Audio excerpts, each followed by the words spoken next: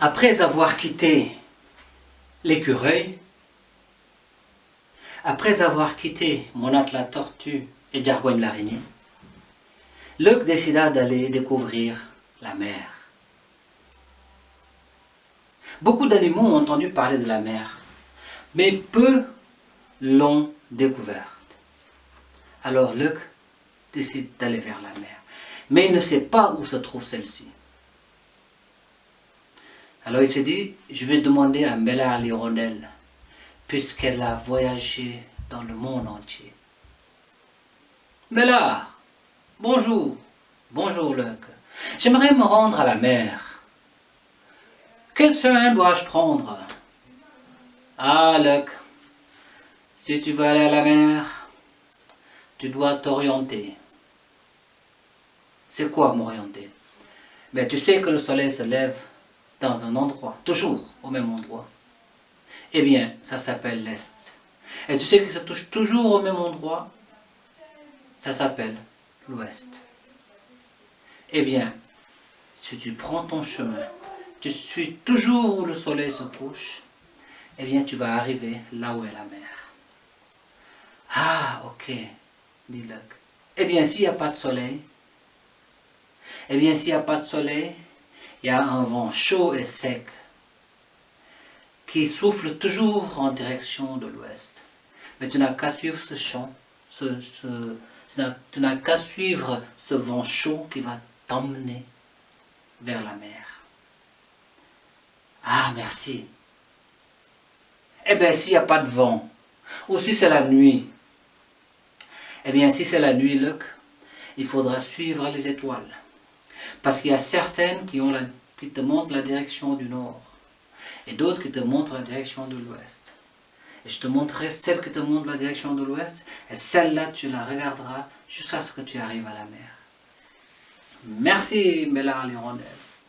D'ailleurs, Luc, peut-être que quand tu arriveras, puisqu'on est au mois de mars, je serai là-bas pour prendre du soleil. Très bien, merci. Et Luc pensa que Mélard l'hirondelle était un animal extraordinairement scientifique et savant. Il sait tout ça. Hein? Waouh, c'est génial. Alors Luc suivit les conseils de Mélard l'hirondelle. Mais il marcha longuement, en suivant tous les conseils. Quand c'était le jour, il suivait le soleil. Quand c'était la nuit, il suivait les étoiles. Et quand il y avait le vent chaud, eh bien, il suivait ce vent chaud. Alors Luc commença à marcher, jusqu'à un moment donné, à la lisière de la forêt, eh bien, il n'y avait plus de forêt. Luc s'est retrouvé devant une immense étendue bleue de l'eau. Que de l'eau! Il s'est dit, mais c'est quoi ce désert liquide? Et de temps en temps, il voyait l'eau qui bougeait. Et ça faisait des petites vagues qui chutaient. Et ça faisait un bruit agréable.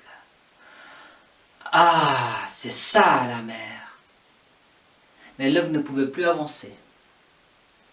Parce que dès qu'il mit ses pieds dans l'eau, il les a tout de suite repris. Parce que c'est un sentiment qu'il ne connaissait pas. Alors il s'est dit, c'est enfin ça la mer, je l'ai découvert. Ah, il y a cette bise qui arrive, ce vent frais. Ah, ça fait du bien. Ah, j'entends le bruit des oiseaux, mais c'est tellement paisible ici. Et on est tranquille, je suis là, je ne me fais aucun souci. Alors que dans la forêt, on est sur le qui-vive à chaque fois. On a peur qu'un animal nous dévore.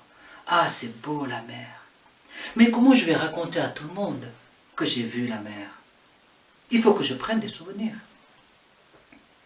Alors Luc s'avança, ramassa quelques coquillages qu'il mit dans sa besace. Il s'approcha des moules pour les prendre, mais celles-ci s'enfoncèrent dans le sable. Il s'approcha des crabes pour les attraper, mais ceux-ci lui pincèrent les doigts. Alors Luc s'est dit, bon, je vais juste prendre ça parce que ça va être un peu compliqué de prendre le reste.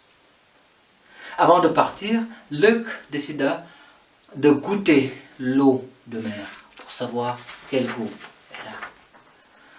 Ah, oh là là là là, c'est pas bon, c'est amer, c'est très salé. C'est donc ça la mer. Waouh! Alors Luc, après avoir découvert la mer, reprit le chemin. Il marcha à nouveau longtemps dans la forêt. Mais à un moment donné, il s'est mis sous un arbre pour se reposer. Parce que toutes ces aventures l'ont vraiment fatigué.